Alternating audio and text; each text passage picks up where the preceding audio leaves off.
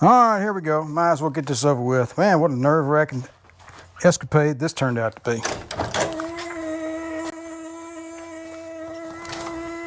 Fire in a hole.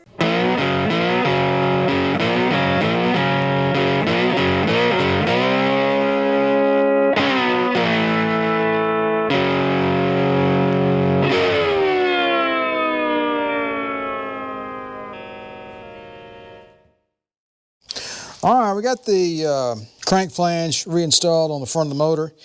And as I noted in the comments, after the end of the last video, I went ahead and pulled that cover, timing cover back off. I left the water pump attached to it when I did it, however, to make things easier. And I got my crank sprocket puller tool out, pulled that sprocket off, adjusted the timing set to be straight up timing, you know, no advance, just straight up 0 degrees advance in a stock configuration. So that's what we're going to do. We're going to run it in a stock 0 degree timing configuration and not the 4 degrees advanced because I got to chatting with the guys over at the Cadillac page and a couple of other people, and it just doesn't need that extra 4 degrees in the timing set. So the advantage here of this timing set is the chain is actually better than the one I had on there. I had a basic Cloys all steel timing set and it was fine, but even after running it only for a couple of years, it started to stretch. It had a little bit of play in it. And anyway, so we got a true street roller timing set in here, but it is set to 0 degrees advance. So anyway, I went ahead and reinstalled the flange here. Use your standard harmonic balancer installation tools you would for, you know, small block Chevrolet. And the end of the tool has got a 5/8 fitting on it, and you can put a 5/8 inch wrench. I had to cut the claws head off of it and stick the bare end down in there and the star end on the tool. You put that 5/8 inch wrench down in that little hole right there to hold it. And then 27 millimeter 12 pointed very large wrench. And I cut the claws head off of that one and put a pipe on it. So I got, I have wrenches all over the place with the claws head cut off of them for various oddball reasons. But anyway, that process took a long time. I did it in a previous video, so you guys are, you know, there's no need to go through all that again. Let's move on for this next video. We want to continue putting the top end of this motor back together. So up next is lifters. So they've been soaking in a hermetically sealed mayonnaise jar since noon today.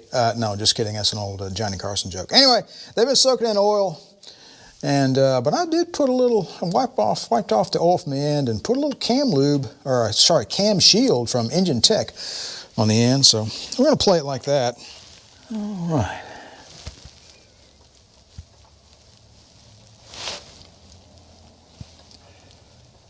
Yay, one down, 15 to go.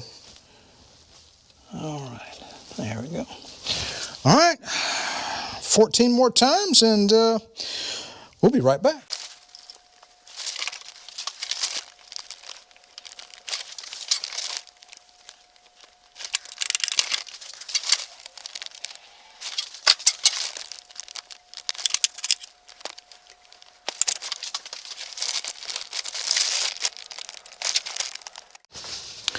All right, let's get our push rods in here. So I cleaned them all up. You know, they look good. All right, 2 intake. And yes, these are the exact push rods that came from the exact locations. So they'll continue to mate up with their rocker arm counterpart, but they'll be interchanged with the lifters. I don't guess that'll matter a whole lot. The lifters are basically brand new anyway, so yeah, it doesn't really matter. To exhaust, and blow them out with some air before I put them in there. Seems like a good idea.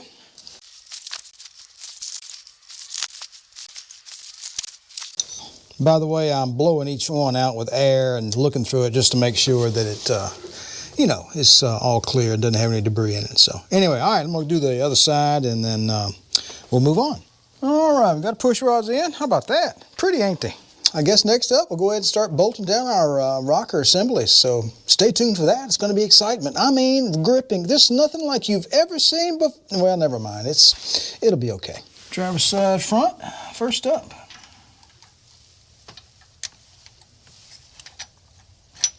Have you ever done this before? No, never have. How hard could it be?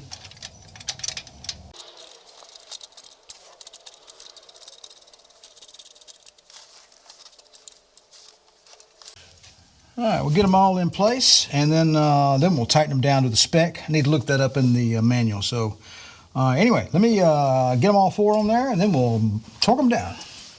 All right, man, that looks good. All right, I need to go look up the torque spec and then see if I need to put any kind of oil on these bolts before I bolt them into the head or not, before I move on. So let me go do a couple of checks, and I'll be right back.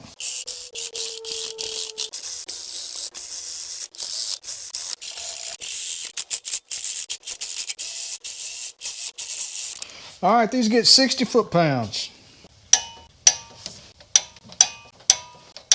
All right, let me do the other side. I'll be right back. All right, there we go.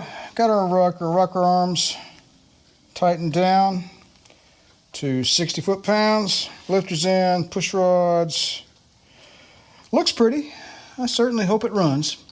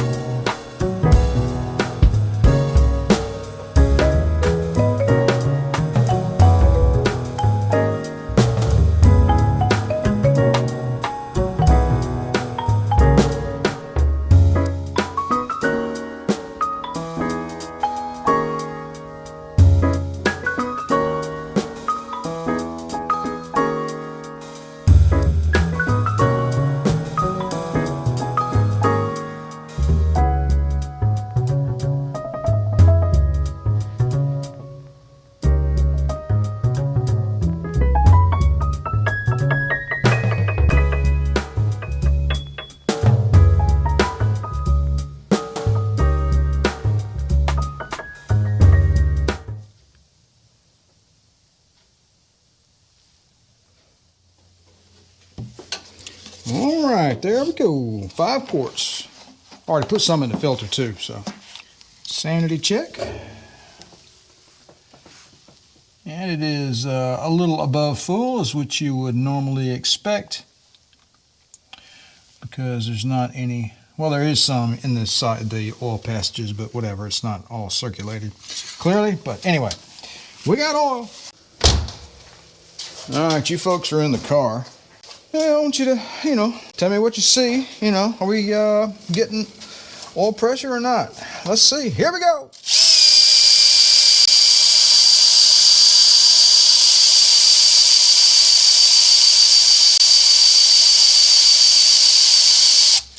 All right, let's turn the drill up a little faster. Well, there's too much torque on it. Can't do it.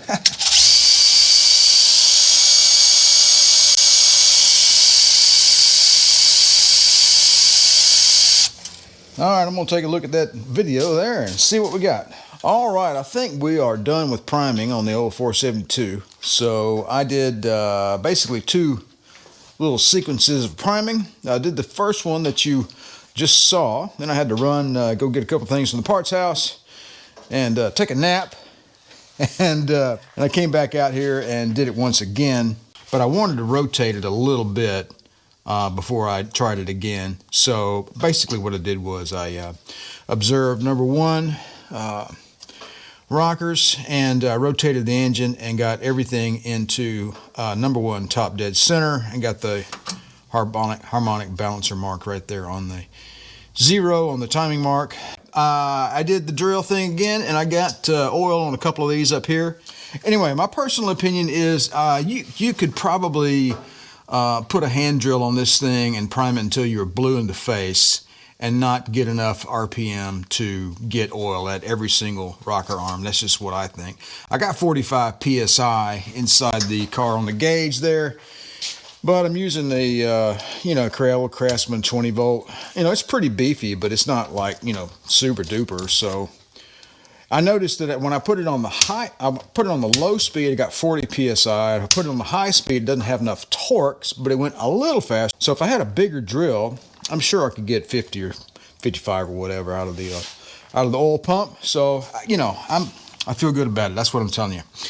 So at this point, I think we are ready to put the intake manifold on, and that's what I'm going to do next. All right, so right now we're going to go ahead and clean this intake manifold up. I got a razor blade out and started getting the remnants of the sealant off. And I got the original gasket. I guess I'm going to keep it for posterity, but I bought a new one years and years ago. And the only thing wrong with it, the reason I never use it is because the rear china wall or front, I forget which, it had a little bend, a little whoop-de-doo there from it damaged in shipping. So I got crap. So I bought another one at the time, and that's the one that has been on the car. So I dug this one back out of the box, and I just bent it back into shape, and it's just damage on the china wall back here, and you can't, it's good, it's fine. So I was deliberating on whether or not to use it, but I'm going to. I'm not sure how much compression these little ridges here around the ports get on a gasket and whether or not you can use it. You could probably reuse the old one, but I think I'm just going to keep it around for a spare, or maybe like a pattern or something. So anyway, we're going to go with a new one. Anyway, let me go finish cleaning up these ports here. Yay, this is fun. Not really.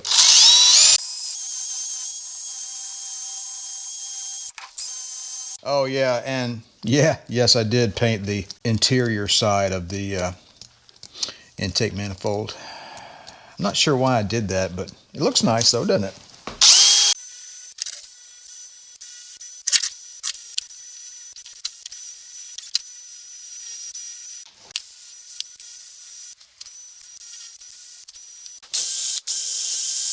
All right, I got this little thing right here. I'm not going to port the manifold. I'm just going to clean up the edges of the ports just to make them smooth, because they're a little jaggedy, from the factory. Clearly, nothing's ever been done to it, so I'm just going to clean it up just a touch.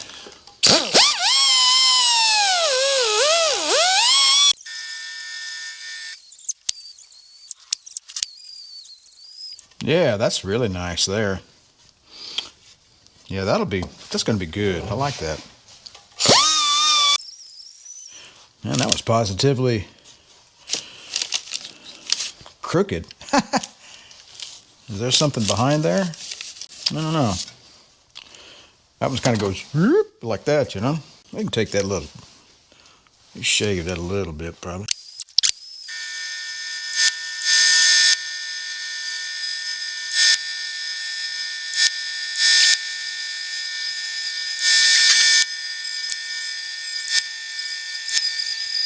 All right, I'll just show you what that looks like. These edges they were really jagged from, the sand casting from when it was made, so got them really smooth. That worked out pretty nice. And that's what that looks like. Anyway, so I went up in there and just basically just took some of the sand casting, marks off of the walls just near the ports. And same on the other side. So, I'm not a head porter. I don't know where all the places are. I'm just playing around here. I'm just cleaning it up a little bit. I think right now, just a general bath in soap and water might be good. So I'm going to do that next to get it to degrease it. And then I'll blow it out and dry it off. Probably put a little more Cadillac blue on the top. Not going to worry so much about the inside this go around, I don't think. And then after that, we'll try to put it on the car. All right, I'll be back. All right, what better way to dry off your intake manifold than to stick it in front of an 80,000 BTU shop heater after a good bath of super clean and water outside. It's cold outside, about 40 degrees. My hands are like ice. We're gonna let this guy dry off, and I'll put an extra coat of Cadillac blue on it. We'll be right back after these important messages. All right, got her all cleaned up, and I'm gonna go ahead and give her a very light paint job here. I say that, but I'll probably end up putting 18 coats on it. McMaster Car, man, I love that company. 3/8 by 16 by 1.5. The bolts that came out of here are like 1 3/8, I think, something like that. These are a tad bit longer, but I put them down in the heads there, and just to see how far down they go, and it can accommodate a little extra depth. They're not going to bottom out or anything, so it's cool. These up here are basically these studs with a little threaded tip on the, I forget what bolts to that, but something does. So we're going to leave that little bit of originality, but we're going to replace the rest of these bolts.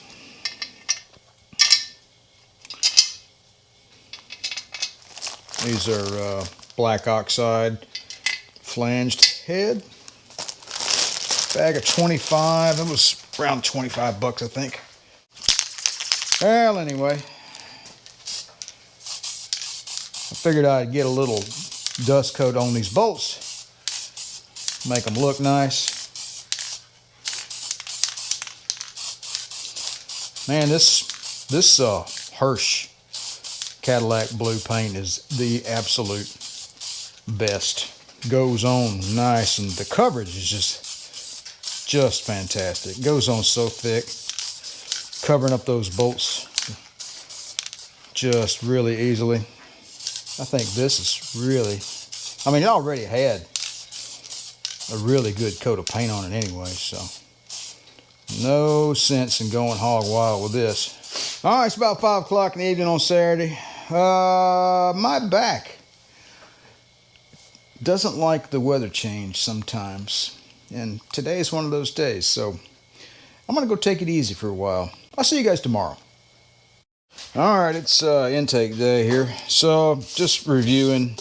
We're gonna look at a couple of things here before we do this. I want to do this really spot on correctly. So, intake manifold installation procedure, factory service manual 1971. For parts department use only. Look at that. Anyway, you don't have one of these. You can get them on. There's a copy of it online too, but I sure do like the paper one. Installation. Place rubber seals over the rails at the front and rear. Nope, not happening. That part we're leaving off. We know better than that nowadays, okay? Tabs on gasket should be positioned in holes in rails. That's the little rubber tabs on the rubber gaskets we're not using. And the beveled ends of the gasket tucked into the blah, blah, blah. They're talking about the rubber parts we're not using. Cement sheet metal gasket and shield on engine. Holes in gasket should engage dowel pins on the cylinder heads. Cement. Note the term cement, okay? It says cement. That's what they're talking about right there. This is gasket cinch from Edelbrock. It's a rebranded. This is actually made by a different company. Edelbrock has, they're a reseller of it. It's a very old gasket cement. It doesn't say RTV. It doesn't say silicone. It says cement. I looked at Cadco's instructions for the OE style valley pan. Steel valley pan gasket. No. They are intended to be installed using brush-on gasket sealer, sold separately, on both sides of the portion of the gasket that goes between the head and the intake. So that means cement will go around the ports, okay? And will also go on this side of the gasket around the ports, but not on the ends, okay? On the ends, we're going to use a thick bead of Permatex Ultra Gray along the channel wall on top of the engine and under this. There will be nothing on top of this between the intake manifold and this that will be bare, okay? There's a reason why these little ridges are there, okay? On both sides of the portion of the gasket goes, okay. If you prefer, you can substitute a bead of silicone in place of the factory rubber ends, which we're doing, to seal the front and back of the pan to the block, okay? Be sure to get silicone under the corner of the head, okay? It means get it in the corners, make sure it seals up right. Do not use silicone or any other method to seal the top of the pan to the bottom of the intake across the front and the back. This is intended to be unsealed, and sealing it often causes a vacuum and or oil leaks, so we're not doing that. So that's our process. So we're going to go with thick bead of silicone across the front and the back, both china walls, okay? And then while that's chooching up, as the Canadians say, we're going to take the gasket cinch and we're going to go all around the ports on the heads, okay? And then we're going to take the gasket cinch and we're going to go all around the ports on the gasket. And we're going to let that sit 5 minutes, and then we're going to put the gasket on the motor. And then we're going to let that set up for a while. Then we're going to take some more of this stuff. I hope I have enough. And we're going to put it on top of the valley pan gasket around the ports and on the intake manifold around the ports. Let that sit up for 5 minutes. And then we're going to put the intake manifold on the engine and bolt it up. After the experience I had with oil leaks and stuff on the intake manifold on the small block Chevrolet and over here in the Corvette, I don't want any leaks. So here's my tip of the day. People tend to trivialize the installation of the intake manifold on an engine when it shouldn't be. It's extremely important that it seals up properly. If it doesn't seal up properly, you could have an oil leak on the front of the engine, the back of the engine. You could have a vacuum leak such that you suck oil from the valley pan into the intake port and you burn oil. It could just screw up your whole day, and that's going to foul your plugs out. If you don't install your intake manifold correctly and get it sealed properly, you're going to have a lot of problems. Anyway, don't take the installation of your intake manifold trivially. Like, oh, let's seal it up and drop it on and bolt it on. No, we're not doing that. We're not doing that. We're going to pay attention. That's what we're going to do.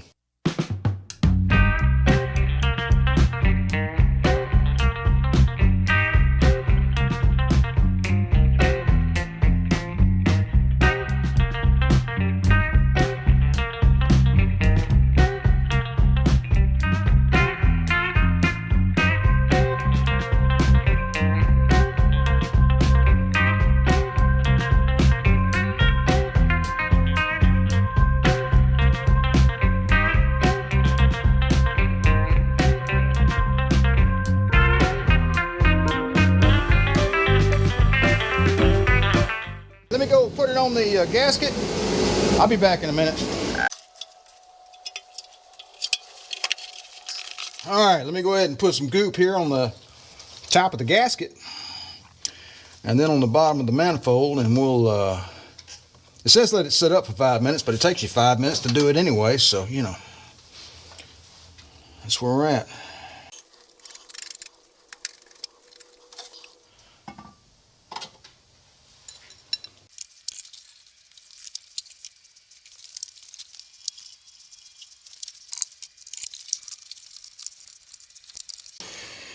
All right, let's just drop it on there. See what the hell happens here.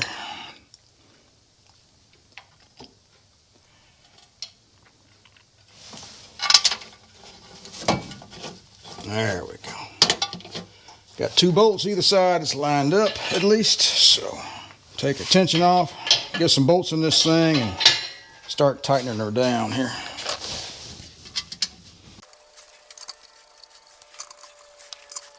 No way I could have done this by myself, just lifting it in here. I mean, I could maybe, but it would have been just a big old mess. So, this one back here gets one of those wiring harness studs. Well, that was a nerve-wracking fiasco. Only because I let it be, I reckon. You know, I worry about the dry time on the sealant and whether or not the intake's going to seal to the gasket and whether or not the gasket's going to seal to the engine and all that stuff. Hey, look at that, all the bolts went in. Woohoo! All right, let's tighten them down.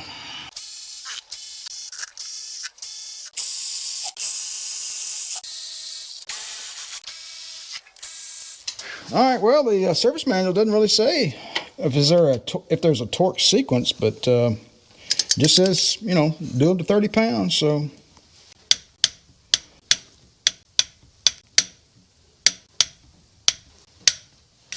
Now we got to disconnect all that stuff over here.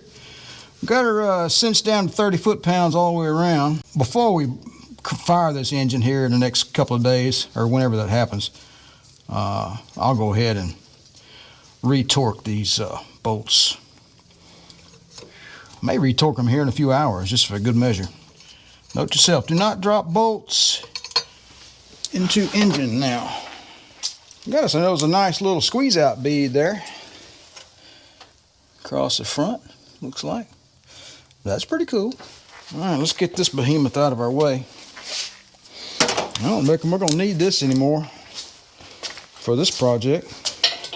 Not unless we blow the motor up and, you know. But let's not think about things like that. I do believe I'm going to put a fresh coat of paint on those valve covers.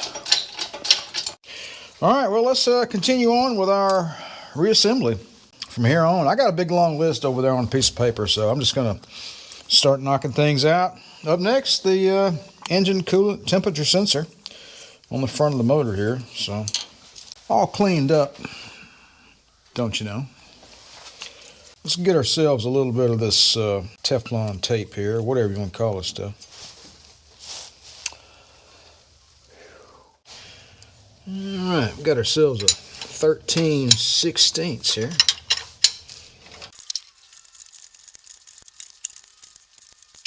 I'm going to call that good, I think. If it leaks, we'll tighten in some more.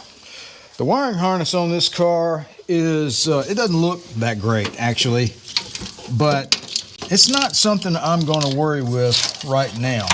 Really, I think all it needs is some of that new fancy dog bite proof split loom stuff you can get on Amazon, just to cover it up and make it look nice. But that'll be a later project. So for right now, I'm going to start connecting up some wires here. So,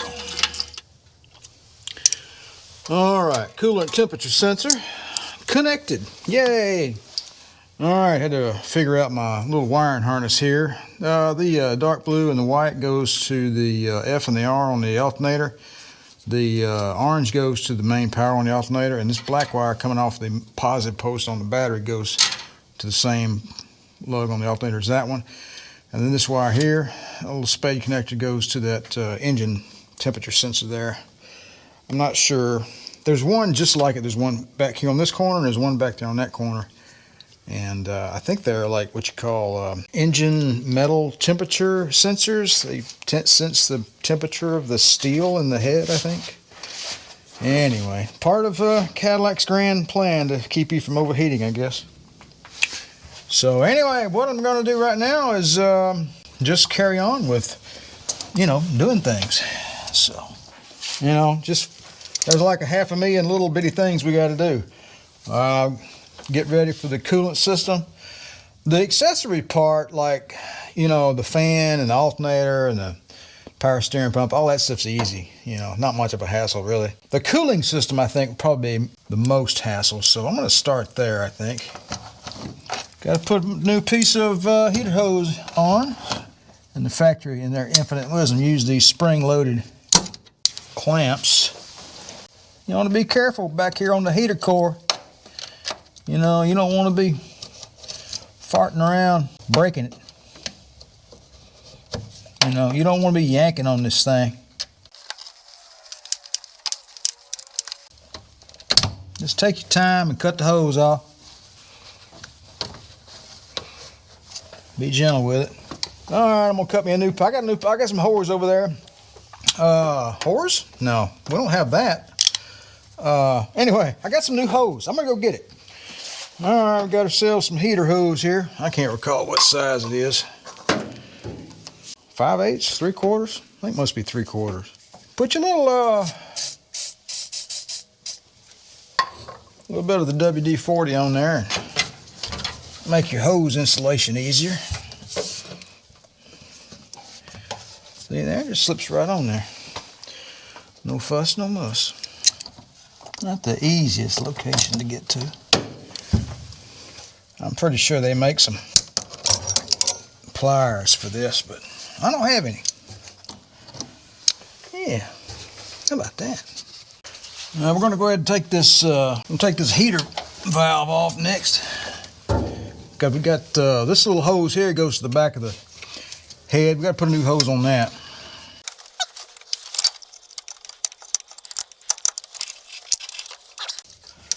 Take the vacuum line off.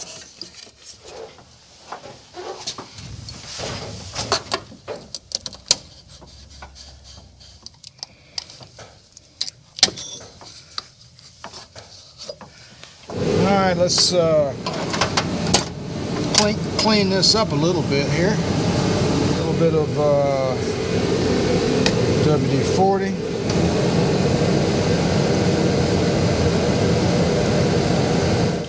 Alright, went up to O'Reilly and got some traditional clamps here for the heater valve and got that all squared away. I've got it connected up to the back of the head. Let's see, where is the vacuum line? Yeah, we found it. And for some reason it is now, there we go, almost too short. I'm not going to worry about that right now though. So let's go ahead and install the alternator next. Why? Because, well, why not? This is a bracket that I ordered along with the smog pump delete kit years ago. That pulley there came along with it, and there's a pulley on the alternator that goes with it as well. Got to hold your mouth just right on this one. Keep these little spacers from flying out.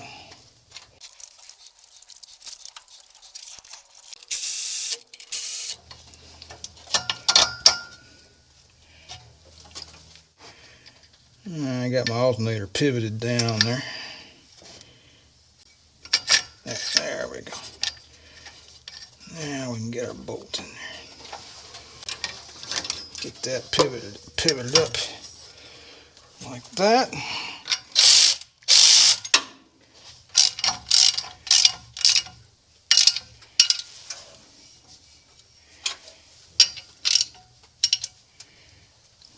Okay, got to get our pivot bolt. Got to find that.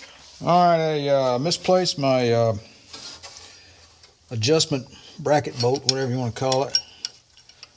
5/16 by 18. So I'm gonna grab one out of the Dorman kit here, throw a flat and a lock on it.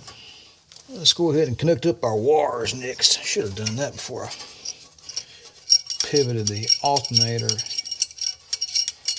into place. So we got to hook up the F and the R. Let me find out which is which. Alternator's labeled F and R on the back here. F goes to the dark blue wire. R goes to the white wire. All right, let's put a little heat shrink on these wires. All right, I'm gonna have to hunt around for a something to keep my tools from falling on the ground. I'm gonna have to hunt around for a wiring harness for this car, for this engine, because it's just getting ridiculous.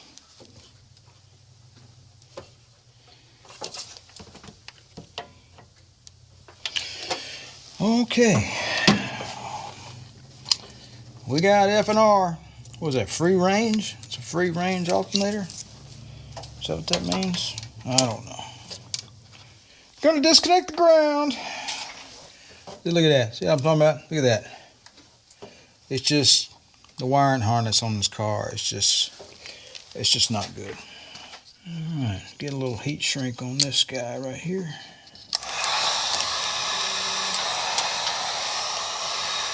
Orange wire right here. I seem to recall there was a hot wire that goes to my ignition system as well for the newfangled CRT performance distributor that we bought. What we did was we used the resistor wire for the points ignition and ran it to a relay, and it's mounted right here. And that turns on the relay, and then this relay has a hot wire that comes from there, and then it sends 12 volts over to the modern CRT HEI distributor. It's a system that works quite well, actually. Got that idea from somebody on the Cadillac page came up with it. I was like, psh, I'm there. That's good for me. I'll do that. All right, so here's the relay wiring that I was telling you about. Kind of a mess. We'll get it tidied up though. So I've already got the relay connectors already there. So, and you got this guy right here, which is a ground lug. Goes over to the negative side of the battery, and you got this longer wire that goes here to the alternator. So we'll go ahead and hook this rascal up next. It's idiot proof. It can only go on one way. So. And this little relay is fuse protected too. There's a little green fuse sticking off the back of it there. Here's the power wire. All right, now, and then we have the ground goes through this little hole right here, and we'll get cinched down to that ground cable whenever I decide to hook that back up. Let me tidy up this these wires here and get them back into this split loom real quick. All right, I'm going to go ahead and get the water pump pulley on and the fan. We're just going to run the water pump and the alternator on the break-in. We're not going to worry about the power steering right now, just kind of avoid complications, you know. All right, there's one.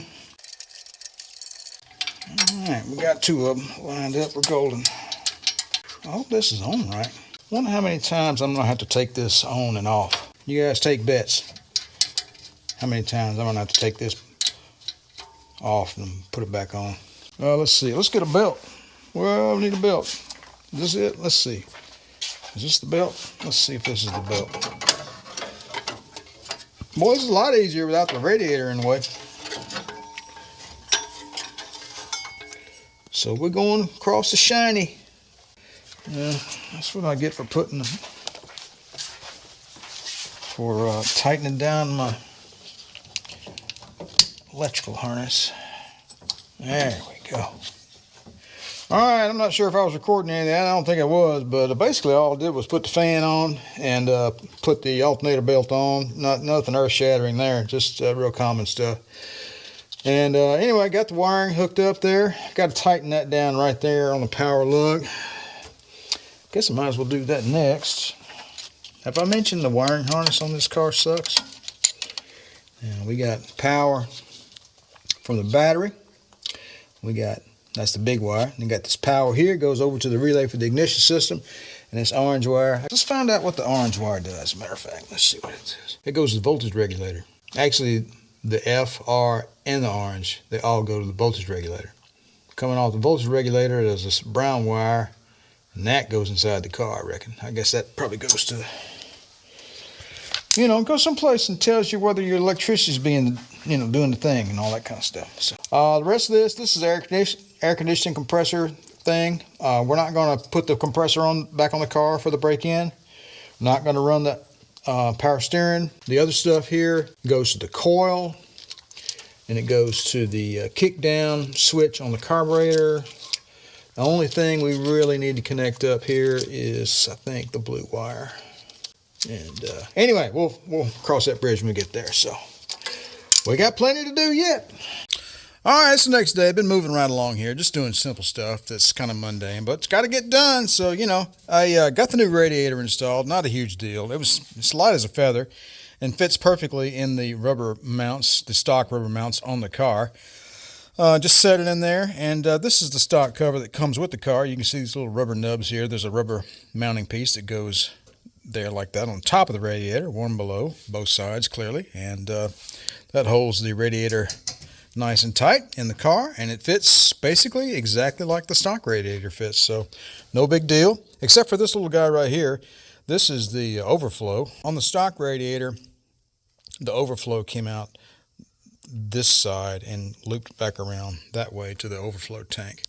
But in this one, it shoots straight out that way, so I sent it out that little hole right there and looped it back around. That's temporary. I don't know what else to do with it right now, but I'm not going to worry with it. It's connected. So we got the overflow connected. If you're utilizing the overflow when you're breaking in the engine, you got bigger problems. So anyway, had to go buy another piece of this daggum 3/4 inch hose here because I cut it too short, like a foolish moron, idiot dummy, and I couldn't make it work. So because I wanted it to go in the bracket, because that's where it's supposed to be, not dangling out here. It's supposed to go in the bracket. So yeah. Anyway. Okay, up next, I'm going to go ahead and get the lower radiator hose connected in down there. And then I think we're going to start putting some coolant in this engine. So you guys hang around. It's getting good from here. All right, let's go ahead and get the exhaust manifolds back on this engine. I've got it loosely in place here with a bolt on either end. And these are McMaster-Carr 3/8 by 16 by... No, that's the wrong one. 3/8 3/8 by 16 by 2 1/4. That's what you need.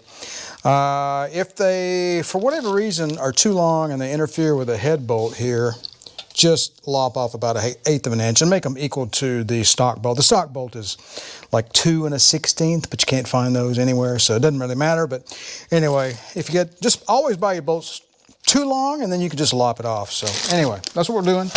So Felpro gasket set for the big block Cadillac. Part number is MS90509. According to AI, shiny side goes out. If that's wrong, well, oh well. That's life. So leave a little gap there and let that rascal just dangle on them bolts. Now we just put the rest of the bolts in. It's easy peasy. I love the clinkling sound of new bolts, don't you? So this side gets the exhaust shield heat riser thingamadoodad. So I'll have to retain 2 of the original bolts for that. I can't recall where they go. I think they, let's see, 1, 2, I think 1 here, 4 back, 4 from the rear, and then the 1 on the end there. I think that's right. But for right now, let's just get this manifold tightened down. Let's see.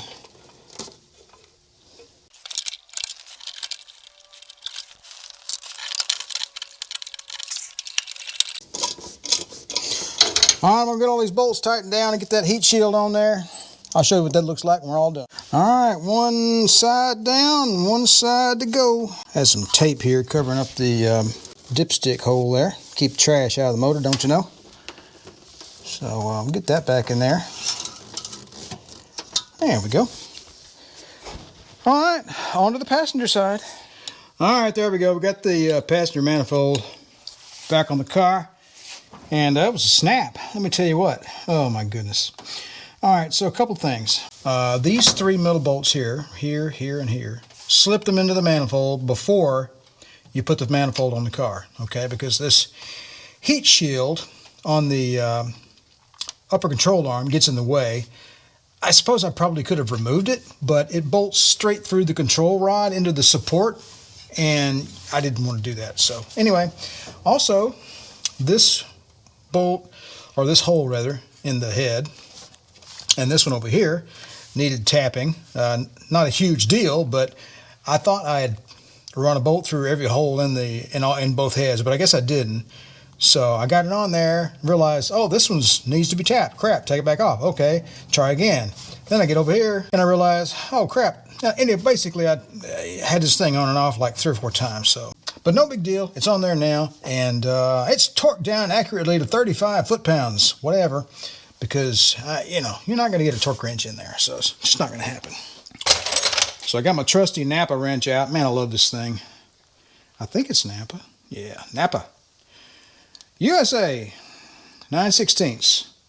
That is, I love that wrench. It's my favorite wrench. It's long enough for you to realize how much torque you're putting on something. So anyway, yeah, this is what I got right here. So before we move on, I'm going to take care of this. All right, we're cooking right along here. Got the exhaust buttoned up. That was pretty straightforward, actually.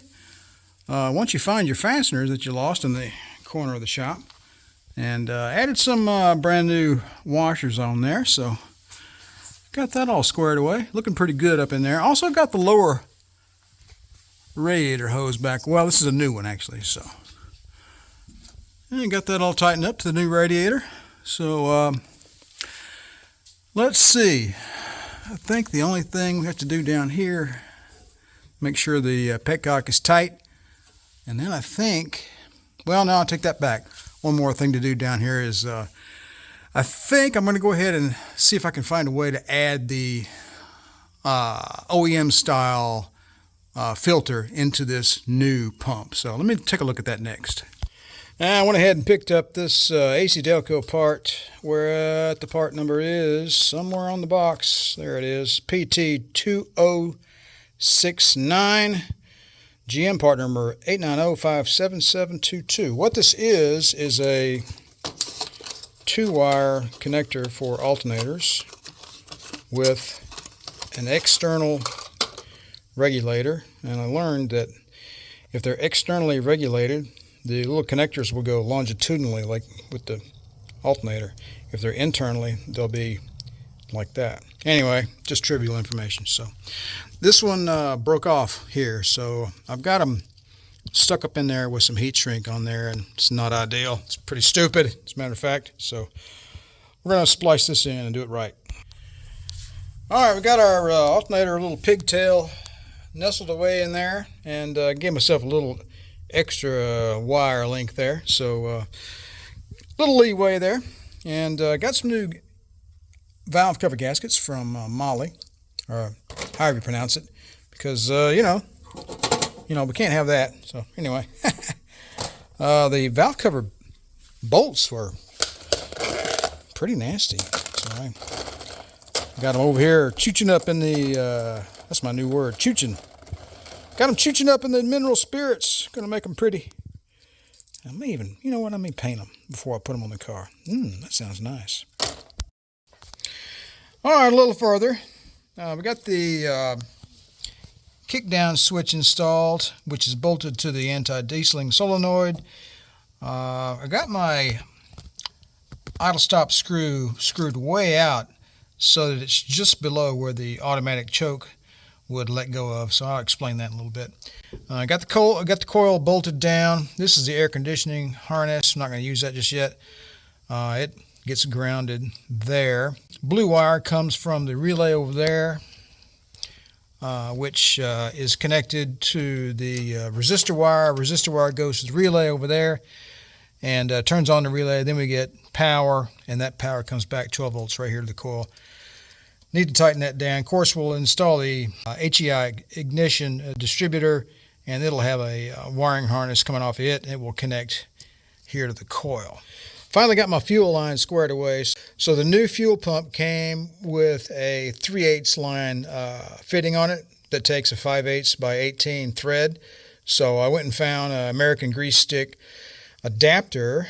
So this is 5/16 fuel line, uses a 1/2 by 20 thread on the inverted flare connection. So I got an American grease stick adapter that goes from 1/2 by 20 female to 5/8 by 18 male to go into the new fuel pump. So anyway, a couple of adapters here and there, and here's another one of the adapters here. So right here, this is the same adapter actually. This is a 3/8 line connector on the car, which is 5/8 by 18. So this is American grease stick adapter, which is female 1/2 by 20 to male 5/8 by 18 right here. So, and this is stainless steel 5/16 fuel line. I cut it a few years ago right here because I was having some issues and I needed flexibility, so I came up with this. So anyway, before we crank up, we'll cut that to length, and then we'll tighten it down right there. So I got a pressure tester coming in the mail. I'm going to pressure test that carburetor before I do anything. I'm going to run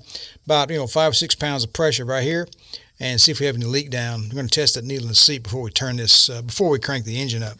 All right, time to get the distributor in here. So always check, make sure your distributor gasket is on your distributor, and got to look at our oil pump doohickey down in there, and we're going to need to get it lined up. Let me get a screwdriver for that. One thing right after another. Note to self, do not drop screwdriver in engine. All right.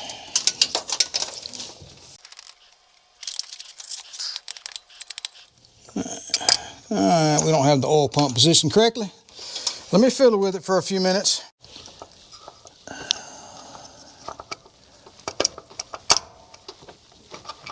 There we go. All right, I got it set about as good as I can get it, I reckon. So, get the cap on there and tighten it down. And don't want to forget our hold down here. All right, hook up some wires, as they say. And number 1, come to Papa. Number 3, y'all are on the wrong side. What y'all doing over here? We got here 6. I don't want you. I'm looking for 2. There we are. 4, 6, and where's 8? Hey, 8, where'd you go, buddy? Clearly, I don't know what I'm doing here. Oh, it's over here. What are you doing over there? You need to join get with the program, mate. Come on now. Can't have a V8 without number 8. Number 3, 5. Actually, I'm going to do 7 next because it's just a pain. So let's get back in there and do that one. I need me some wire management, that's for sure. All right, there we go. Got distributor on, wires in place. Still need to connect the fuel line. I want to do that pressure test tomorrow when that pump comes in. I think right now the next thing on the agenda is to go ahead and fill the system with coolant. And we'll take our little dust rag out here. All right, the time has come. Hello? Any trash in there? You guys listen up for trickles on the ground, okay? So I don't get caught off guard.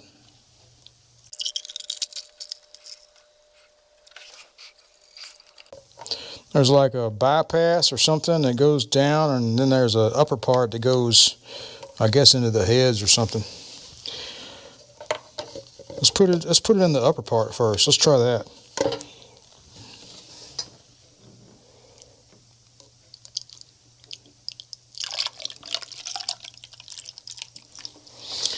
All right, this is where they put in one of them SpongeBob things that says 1 million hours later or something. I'm gonna put some coolant in this motor. I'll be back shortly. All right, that's 1 gallon down. I got the rest of it in a big blue container over there in the corner. I'm gonna transfer it to this for ease of operation. I'll probably have to go get some more of this. All right, got the motor filled up with antifreeze there. And gonna go with the Motorrad 2026 180. This is a high flow 180 degree thermostat. Why am I doing that? Well, that's what the internet said would be good. Well, actually the Cadillac group had recommended this one, so we're going to use it. All right, now we need a top. All right, we're going to go with Felpro 35064, made in the United States. I would imagine this gasket fits nearly about every GM vehicle out there.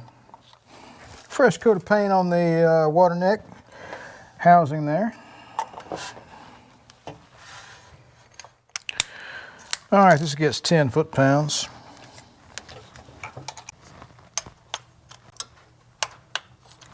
There we go. All right, we're just about there. Connect all the wiring.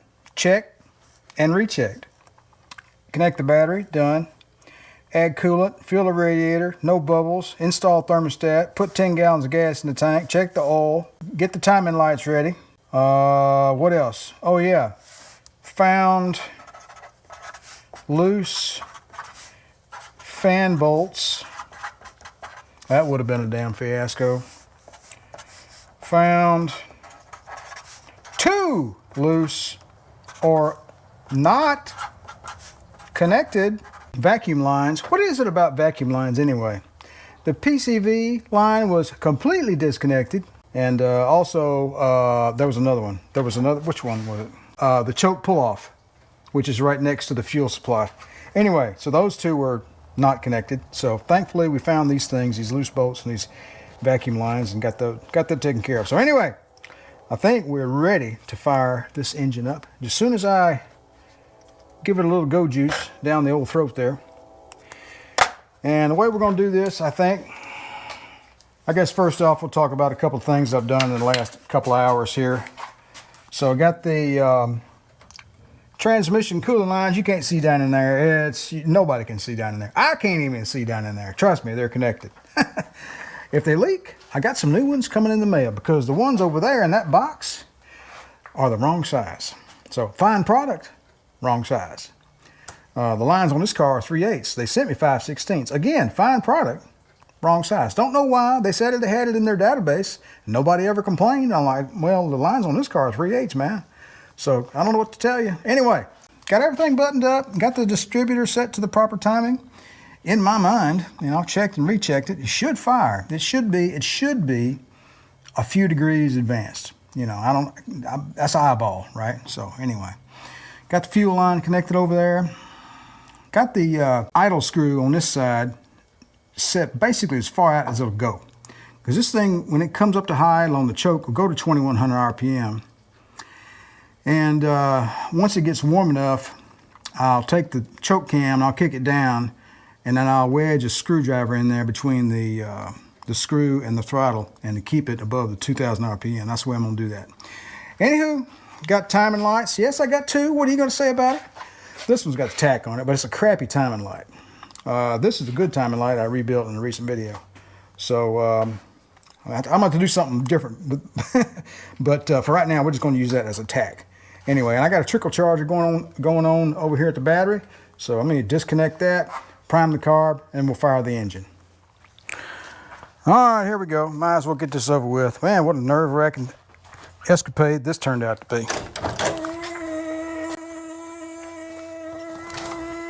Fire in a hole.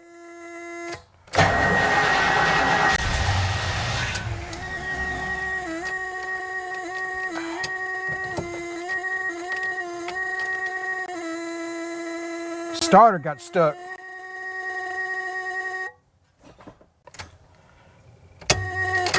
Damn. What's going on here?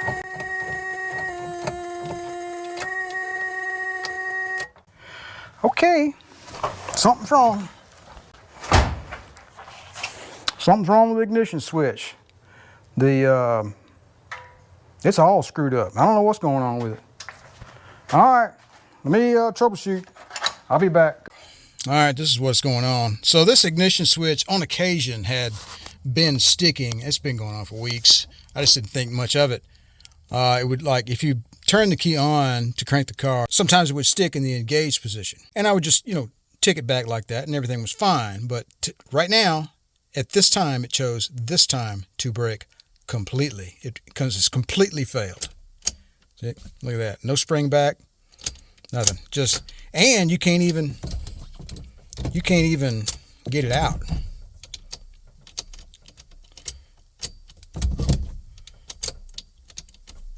It's totally screwed. Okay. Well, anyway, I got to go look at the service manual and figure out, how to get in there and do some stuff. So I'll be back. All right, this is where we're at. Picked up one of these El Cheapo steering lock plate tools for, lots of different vehicles. And yeah, I think you know where this is going.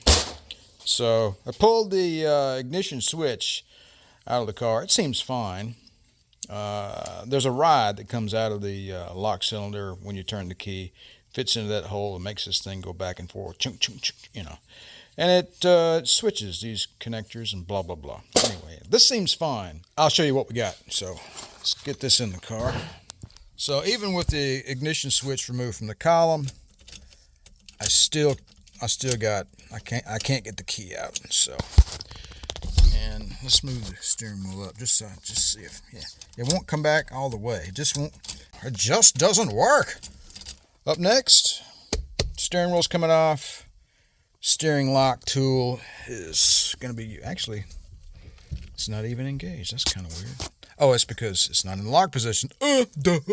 Steering wheel's coming off next, and we've got to dig into this column to see what's going on. And hopefully we can get it fixed this weekend so we can fire up our engine. All right, we got the steering wheel off here, and went and rented a puller from O'Reilly, and didn't feel like buying one. So looking through the service manual and instructions and whatnot, we start digging into this thing, and it's talking about, disconnecting the plastic retainer, and I don't think that's going to be a problem. I wonder how important that is. She's a basket case. Anyway, all right, let me get that off. Then I'm going to use the, I bought a lock spring tool for that, so I'm going to get after that next.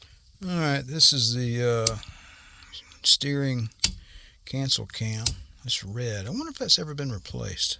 Is that the stock part? You guys know?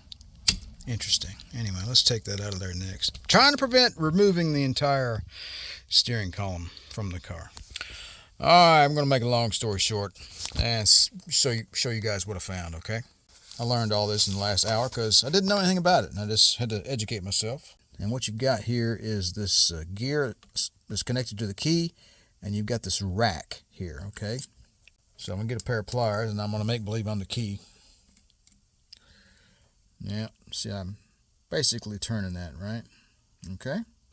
And this spring right here kind of keeps everything from going haywire. I don't really know what that spring does. It doesn't do the spring back, that's for sure. All right, now, if I take the key and I turn it to the maximum position, it stops right there, okay? You know, when you're starting your car, sometimes you get a little aggressive with it, right? And you kind of wrench down on the key, and then it fires and you let up. I'm kind of bad. I guess I'm kind of bad about that. I'll take the key and just wrench down on it, But you don't need to do that. You just turn it gently over until it starts. Now, if I wrench down on this right here a little harder, you see that? You see how they're starting to come apart? I'm not going to do it because the gears will come out of sync, okay? But if I do it a little harder, these two will just spread apart like that, and these gears here will get a tooth off, basically, like a bad timing set. They'll get a tooth off on this rack, okay? And then if that happens, then you're screwed. Your key won't disengage with the starter. And the key thing here is, see the big tooth right there? You got some little teeth, and you got that big tooth. The big tooth is supposed to go down inside that little recess, okay? So earlier when I cranked the car and I got them out of whack, that big tooth would not go down inside. See, it's going down inside there. It was coming out. The big tooth, that one right there, was actually ending up on the outside of this. It should have been down inside there, but instead it ended up on the outside. So basically, at that point, you have your ignition is screwed. You got to disassemble your column. Okay, so we're going to go back to the basically the lock position, and it's got a little springy to it, right? But that's what happened. Now, there is, down inside here, there's a spring. Below the rack, that's the rack right there. Below the rack is a spring. This right here, you can't, let me come in from the underside. That thing right there, that's a spring. You see that spring? Get you focused. That's a spring, okay? Now, if I wedge something on top of that spring and underneath the rack, just gently, okay? Well, let's get our artificial key going. Okay. I'll start to turn the key.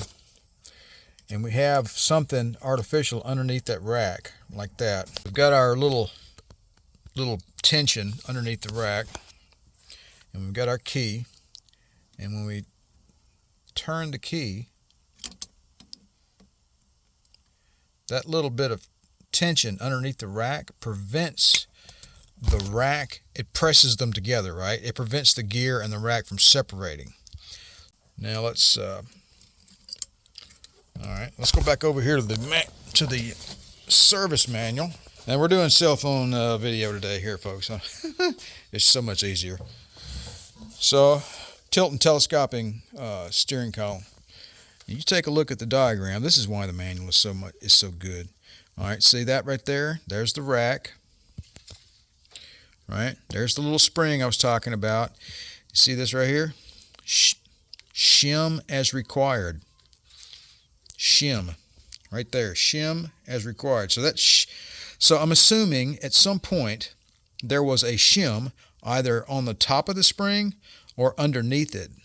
So you see that this spring it dips down.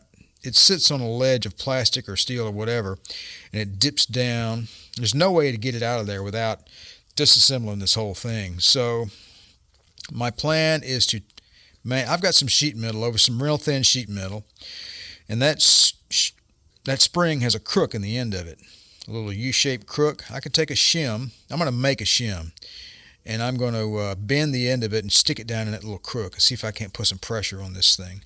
So anyway, that's my plan. I've been working on this all day.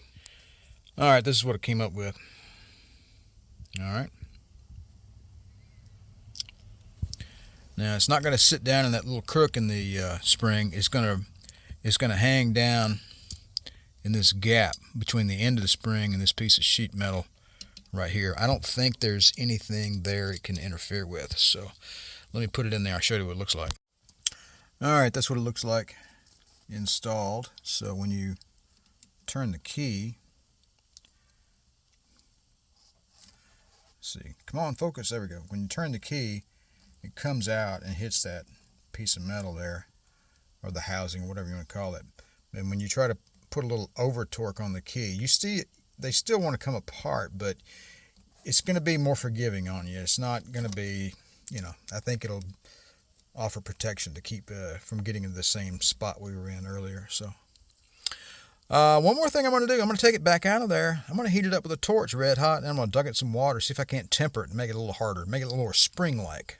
All right, I heated it up with a MAP gas torch twice and then dunked it in the water twice, and I believe it actually has hardened it up quite a bit. It's not quite as malleable as it used to be, and hopefully it'll keep it from, hopefully it'll, you know, hold its shape a little more when it's, you know, under the gun inside here. So I'm going to put a little grease in it, and I'm going to slip it into place. All right, she's in there. Got a little good old Valvoline wheel bearing grease in there. It's probably not the right kind, but whatever.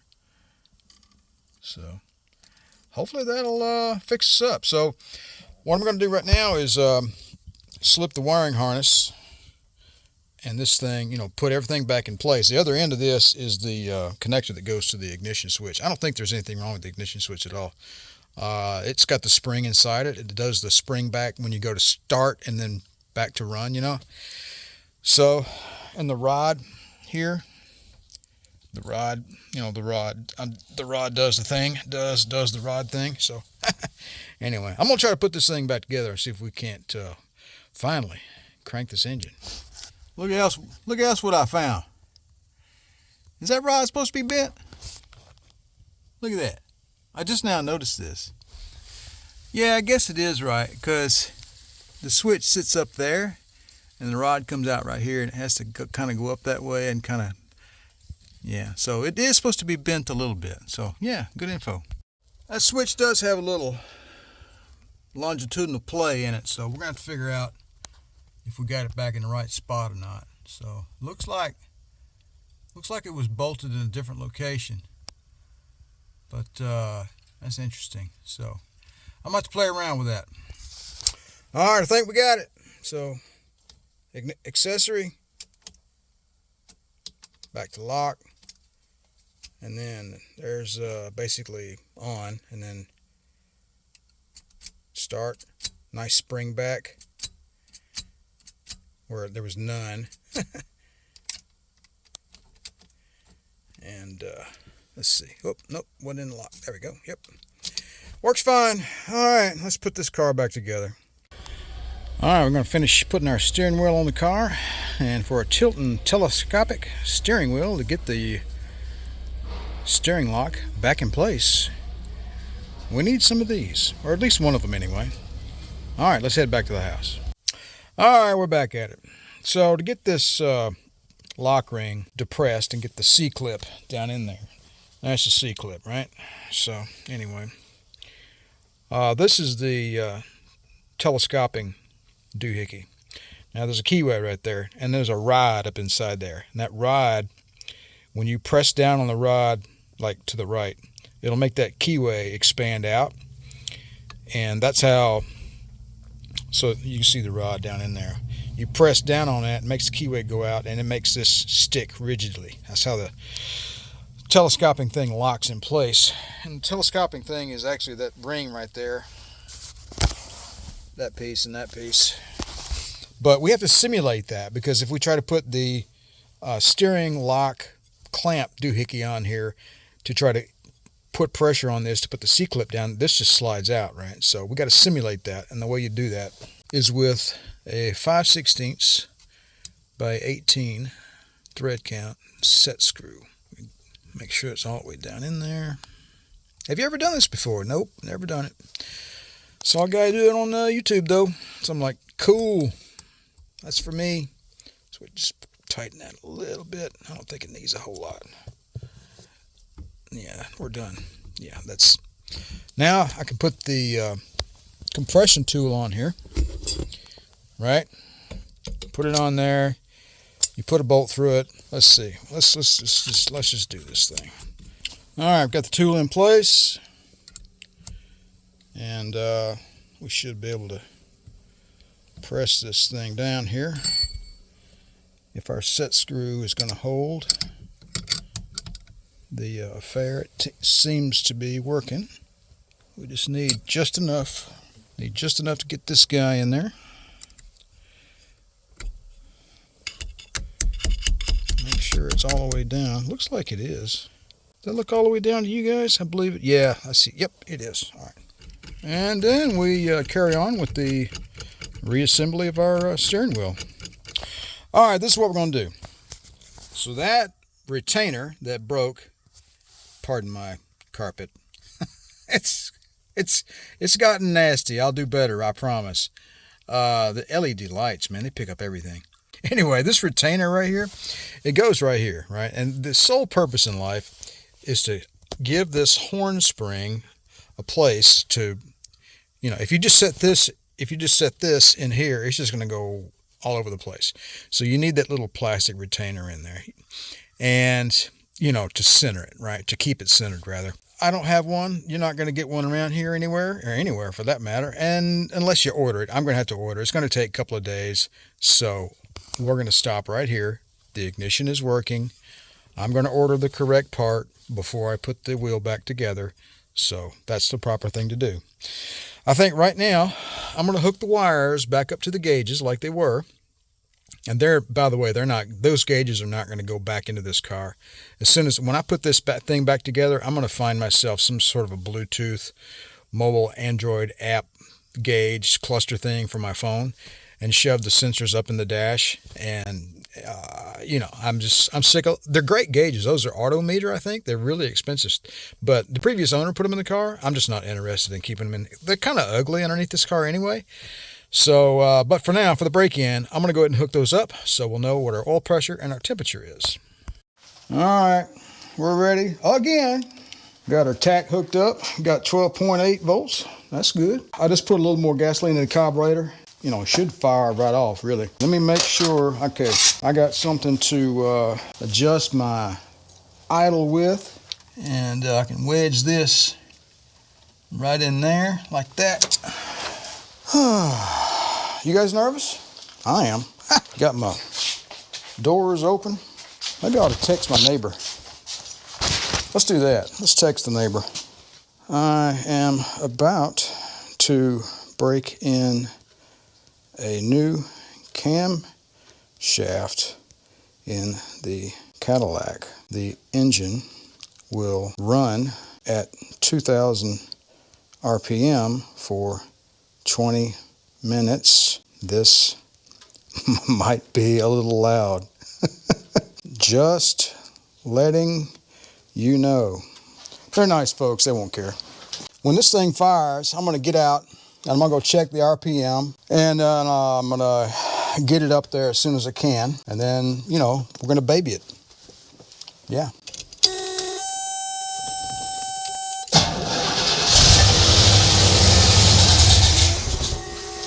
Oh, ran out of fuel.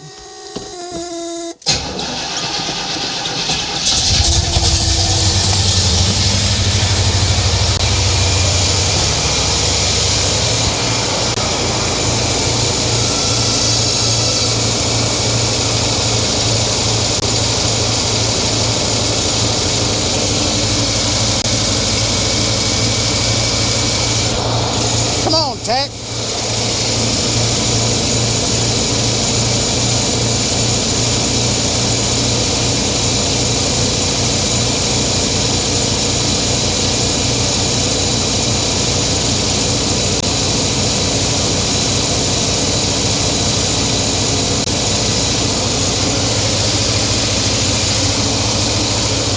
Tack's not working.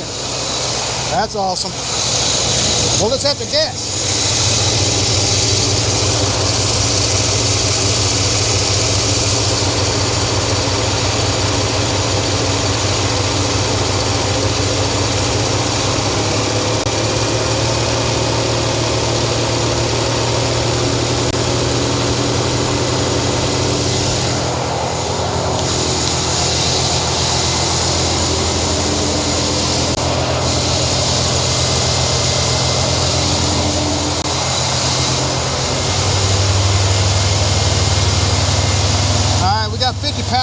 pressure.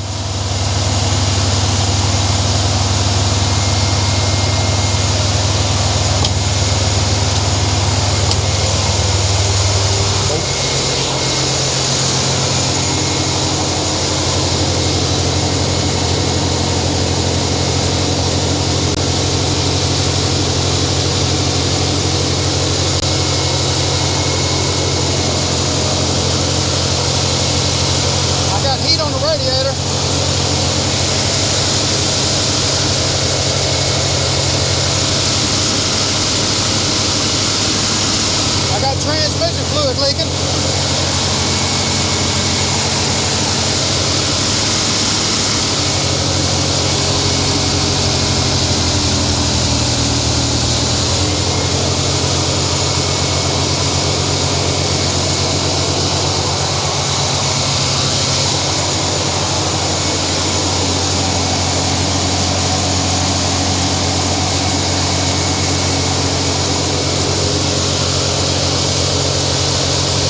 Getting hot.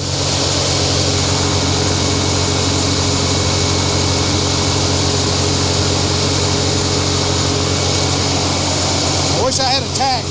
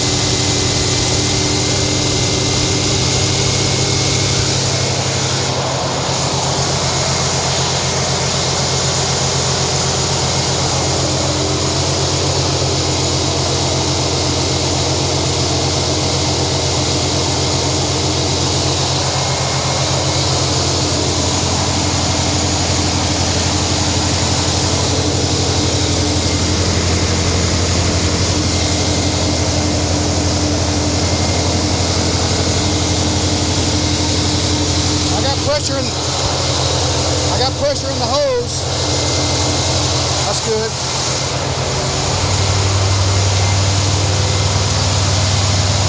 All right, we got temperature in the engine. We got 180 and 50 pounds of oil pressure. So yeah, that's pretty good.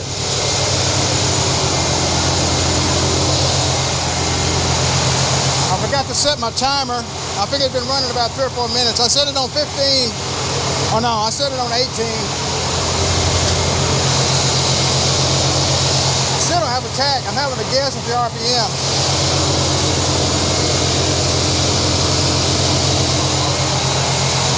I know the choke runs at 2100 and I'm beyond that, so.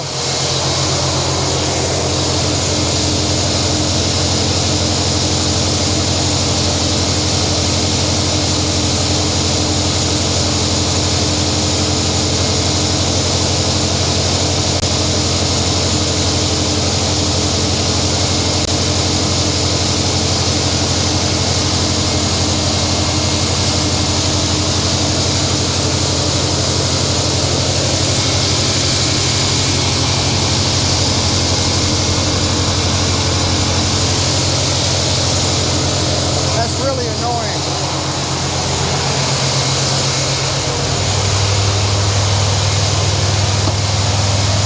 All right, our temperature is sitting at 180, and we still got 50 pounds of oil pressure.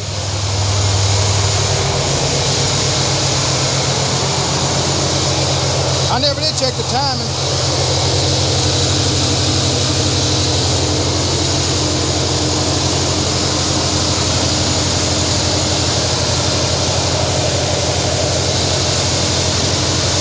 Got to be shitting.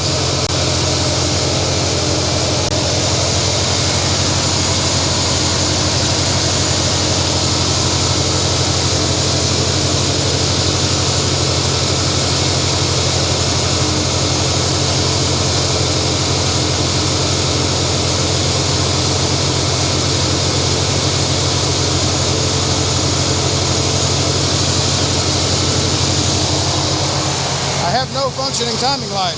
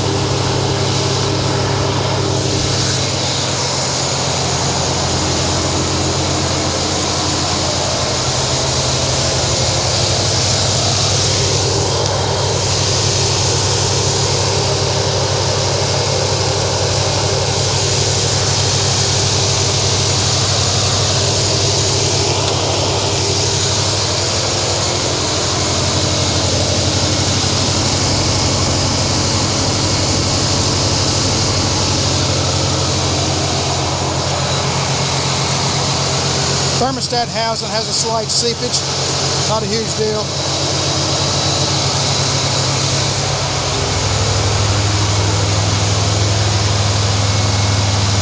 Alright, our temperature's good, oil pressure's good. Temp is like probably 185 maybe. Oil pressure's a smidgen less than 50 because it's hot now.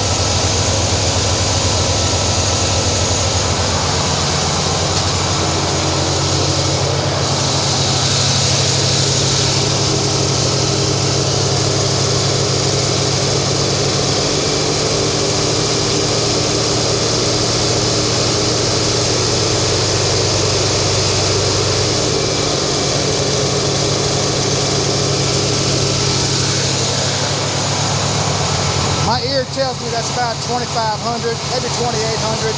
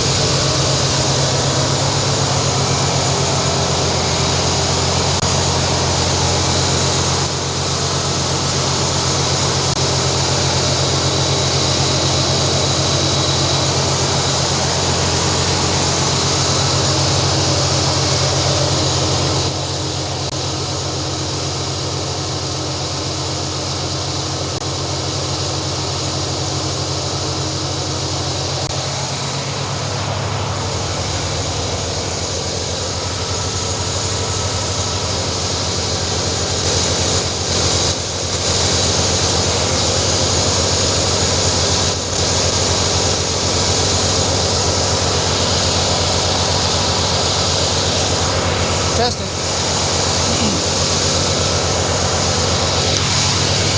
All the smoke is burned off. The transmission fluid leak is not a problem. I've got a new set of lines.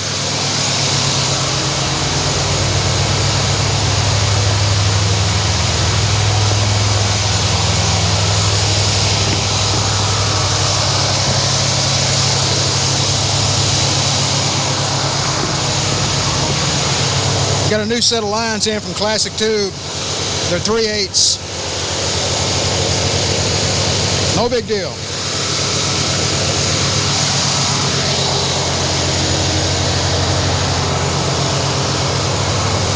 Well, the motor's not pinging, but I'm pretty sure the timing probably needs some adjustment.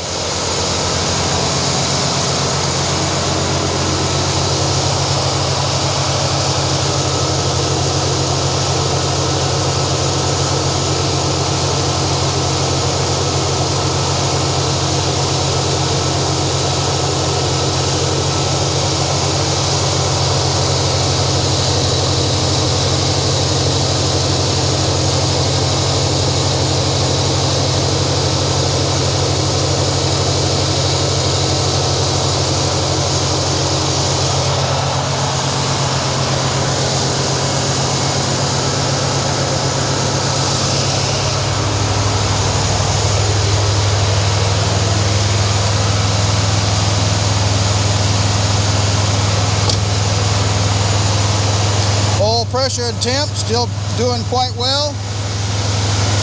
Our temp's probably 190, something like that, because it's sitting still.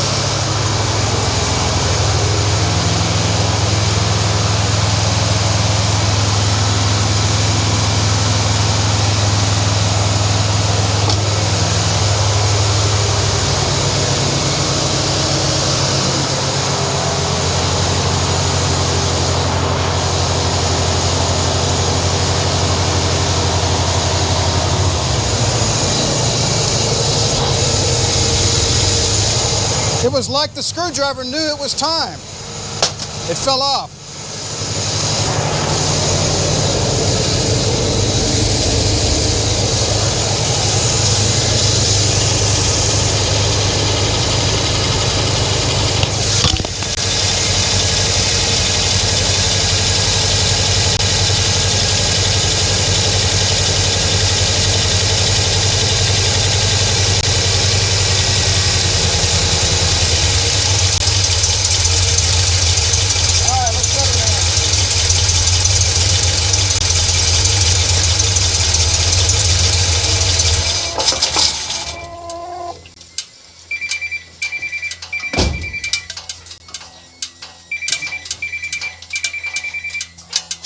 Alright, yeah, I know the break-in. I know the break-in is over. Thank you very much. Alright. Okay, so clearly when I shut it down, it, did a little bit of dieseling there at the end because the throttle is like really far over.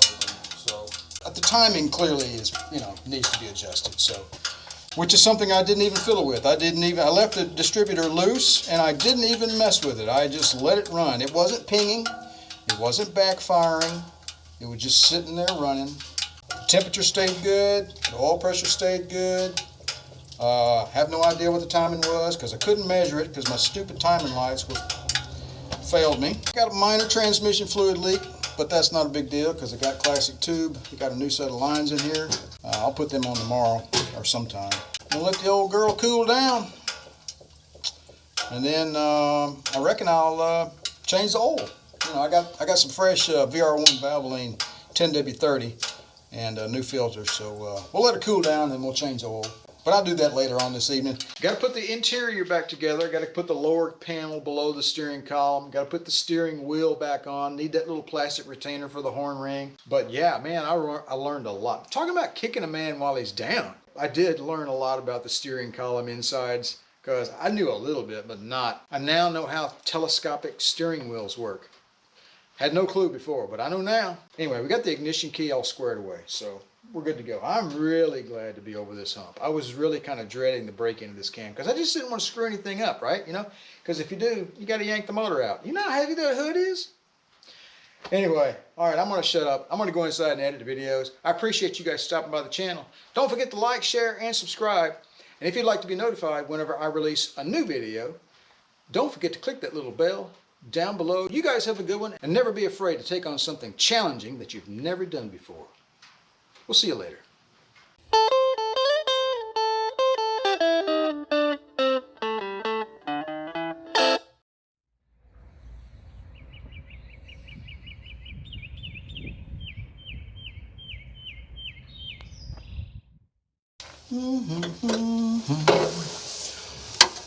Ooh, man. Hey, little buddy. Did you get toasty down there? Come on. What are you doing down there? Man. Okay. How about that? Still works.